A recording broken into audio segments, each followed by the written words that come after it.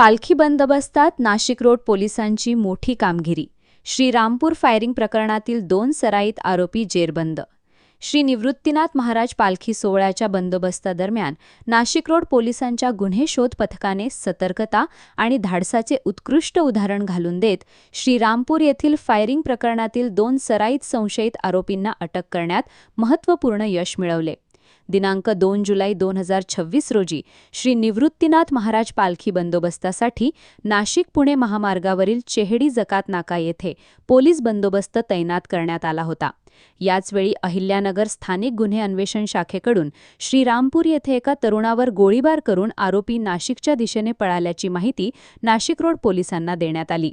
संशयित आरोपींचे फोटो आणि वर्णनही तात्काळ पाठविण्यात आले.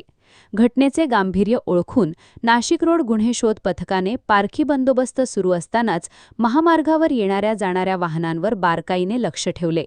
दरम्यान चेहऱ्यावर आडोसा करून संशयास्पदरित्या पल्सर दुचाकीवरून येणारे 2 युवक दिसताच पोलिसांनी त्यांना थांबविण्याचा प्रयत्न केला.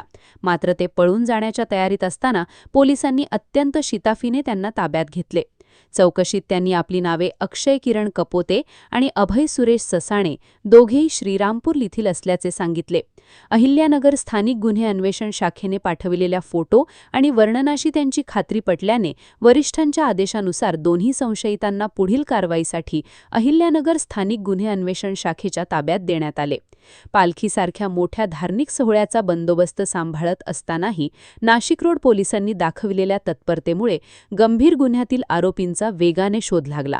या उल्लेखनीय कामगिरीबद्दल पोलीस आयुक्त संदीप कर्णिक, पोलीस उपायुक्त किशोर काळे आणि वरिष्ठ अधिकाऱ्यांनी नाशिक रोड पोलीस ठाण्याचे वरिष्ठ पोलीस निरीक्षक जितेंद्र सपकाळे, पोलीस निरीक्षक गुन्हे अतुल चौधरी तसेच संपूर्ण गुन्हे शोध पथकाचे विशेष कौतुक करत शाबासकी दिली.